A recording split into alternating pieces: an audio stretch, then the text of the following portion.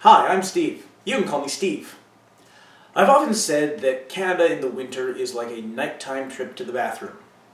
When you get up in the night, you walk in, turn the light on, and immediately get blinded by the reflections from all the shiny surfaces. You get the same effect walking outside on a sunny winter's day, because everything's covered in millions of tiny reflective ice crystals. While you're generally in no danger in your bathroom, spending too much time outside with no eye protection can result in snowblindness. Snowblindness refers to damage to your eyes from exposure to UV light reflecting off the snow. But you can get the exact same effect from any intense source of UV light, including arc welding or just staring too long into the sun or a black light. Since I've got a winter theme going on here, I'm going to focus on the snow.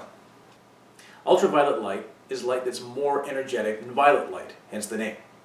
It's fairly harmful, but it's an invisible component of sunlight, so we're bathed in it whenever we're outside, and we need to take proper precautions. I went into it in more detail in my radiation videos. When you're out and about in the summer, you're at risk for a sunburn on exposed skin, especially near the equator, where the incoming sunlight is more direct, and therefore more intense. In temperate zones, you can still get a sunburn, but you gotta work at it. You're also not at risk of eye injury, unless you look directly at the sun. That's because the ground only reflects a small amount of the incoming UV. The intensity is pretty low. All that changes in winter because the landscape is effectively covered in gazillions of little tiny mirrors that reflect most of that light straight into your eyes. The damage you get from snowblindness is just the same as getting a sunburn. It just affects your corneas instead of your skin. I described corneas in my videos on the evolution of the eye. However, because the damage affects a different organ here, the effects are different. Sunburn on your skin causes pain and redness, and in extreme cases makes dead skin slough off. Sunburn on your eyes also hurts, but it can also come with a lot of tears, eyelid twitching, and discomfort in bright light. The good news is that recovery is generally quite quick once you stop looking at the UV source.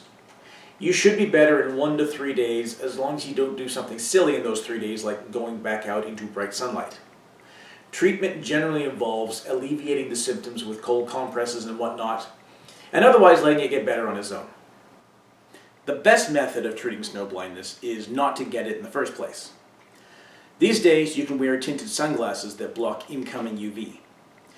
It may seem a bit incongruous to wear sunglasses in the winter, but they're quite important, and they're more useful than wearing them at night. Skiers will often wear yellow goggles that block blue and UV light. This has the dual benefit of protecting them from snowblindness and also keeping the wind out of their eyes. I can personally attest that both of these are vital to enjoying a day of skiing. Before we had a ready supply of polycarbonate plastic, people had to be a little more creative. In the Arctic, there's snow on the ground for most of the year, so preventing snowblindness is high up the local priority list. The Inuit invented snow goggles, which fit tightly to the face and have very tiny slits to minimize the amount of incoming light. You can actually see better out of them than you can with just a plain eyeball, and they protect you from getting a cornea sunburn on the tundra. That's snowblindness. It may seem counterintuitive to take damage from the sun in the winter far away from the equator, but I assure you it's a real thing. If you do happen to find yourself out and about on a winter's day, make sure to protect your eyes. Even if it's cloudy, there will be UV coming through the clouds and reflecting off the ice and snow. Be sure to wear your sunglasses. Thanks for watching. I've been Steve.